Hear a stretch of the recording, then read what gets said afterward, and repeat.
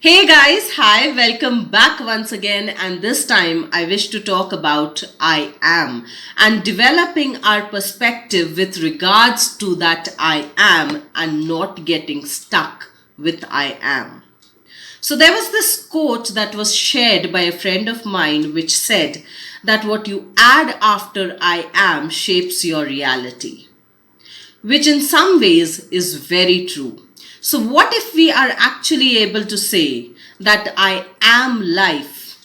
And whether you decide to look at me in linear frameworks, whether you decide to look at me as a full circle wherein we say that life comes back full circle, whether you wish to look at me in a triangular format or whether you wish to look at me in a square, trapezium, or a rectangular format, I still complete 360 degrees and I come in no half measures. So let us try and understand this in a little better way. So I remember that when I was in college, I had this history professor who I think was one of the finest mentors that I had in my life. Not to say that all of the other people that I came in touch with were not my mentors in some way or the other, but he was definitely somebody who helped open up the perspective before we started shutting down again, trying to live a very straight-jacketed life. So I remember that we had entered his class and he had introduced himself. And after introducing himself, he said that I teach history, which is his or her story. And he also went on to say that in this class, you will have the opportunity to develop your own perspective, to develop your own opinions, to have your own opinions. And I thought that that was the most interesting opening statement that anybody could have ever made at any point in time. He also went on to say that in my class, there will be no right or wrong. There will be no good or bad. We will see it for how it is.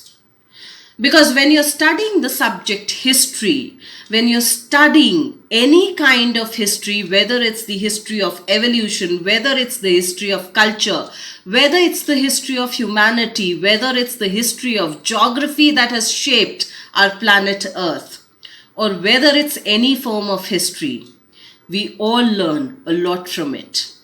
So it went on to say that when you're reading history from your history books, they are even perspectives of few people, but they do not contain the whole picture.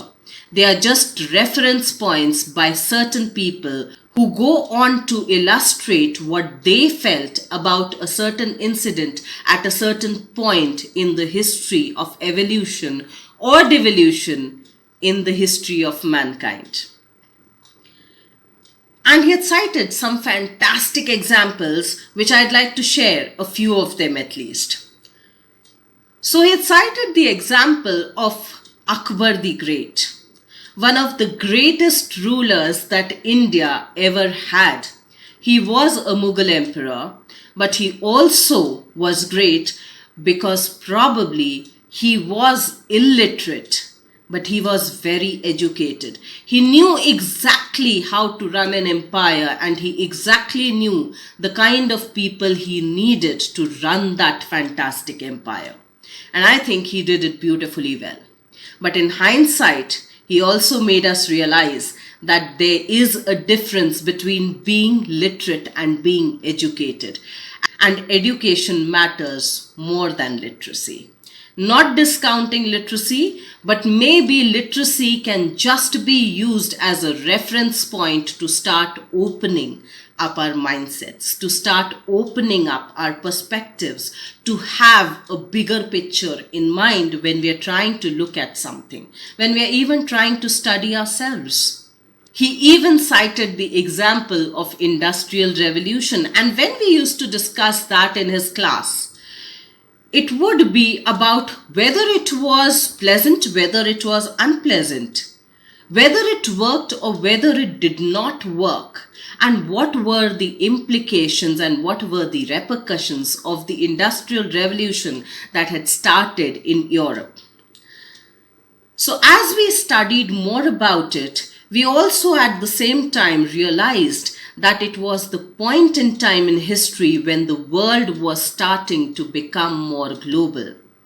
When there were these little nations who were starting to conquer the bigger nations, to have an influence, to have their economy work for themselves. And they were essentially looking for colonies, looking for places from where they could buy stuff and where they could sell stuff. But was it only limited to that? Did the world not shrink at that point in time? Did we not explore many more places and invariably explored many more cultures? Did we not come in contact with a whole lot of other people that we barely knew about? Or most of us barely knew about? He also talked about many more things which we were allowed to express. So when he talked of the Industrial Revolution, it was also about understanding the industrialized model of education was built and was created to sustain the industrialized, mechanized way of functioning. Which also meant invariably that if the father or the mother was working in the industries, were working in factories for 8 to 10 hours every single day, the child was also studying in the school for 8 to 10 hours. When the father was working overtime or when the mother was working overtime to sustain the family, the children probably were also working overtime, going for tuition classes. Was that good? Was that bad? We can never say for certainty. Now, as our lectures progressed, he went to talk about the Great Depression.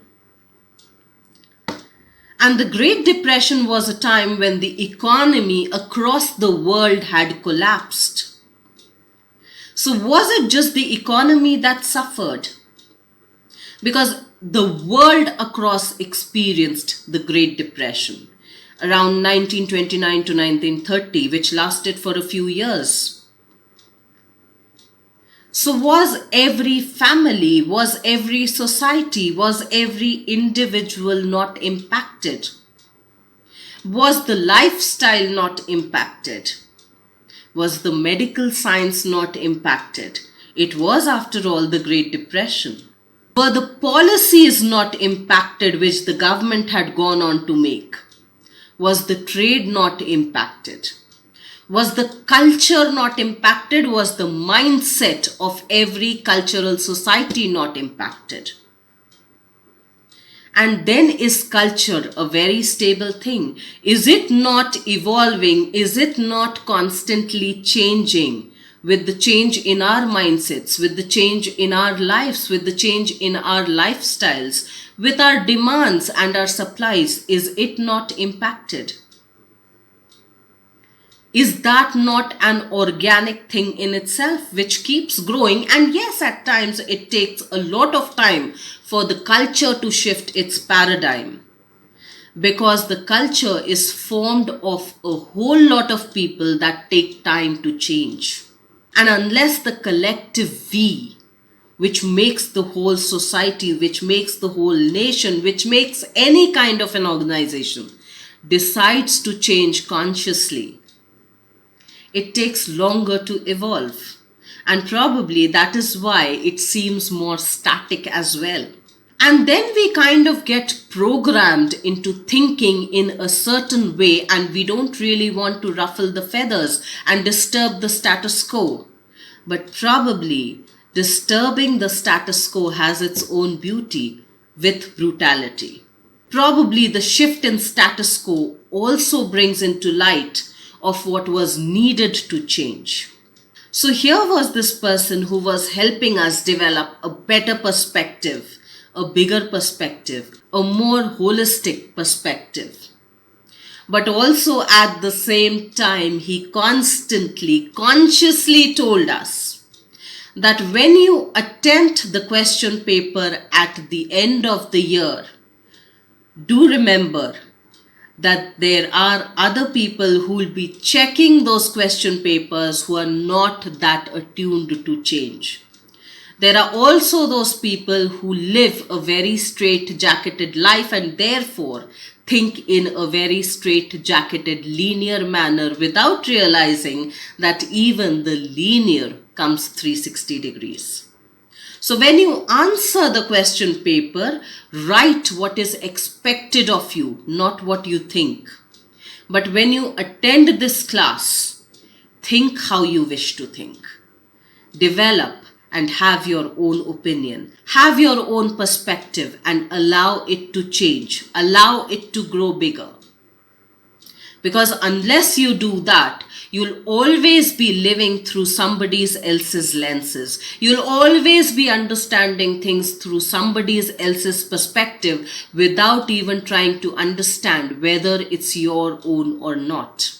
So it kind of took me another 18 to 20 years after that to somewhere start to understand that life is a process, and that process is happening through me, within me, around me and outside of me, and that I'm not separate from that process.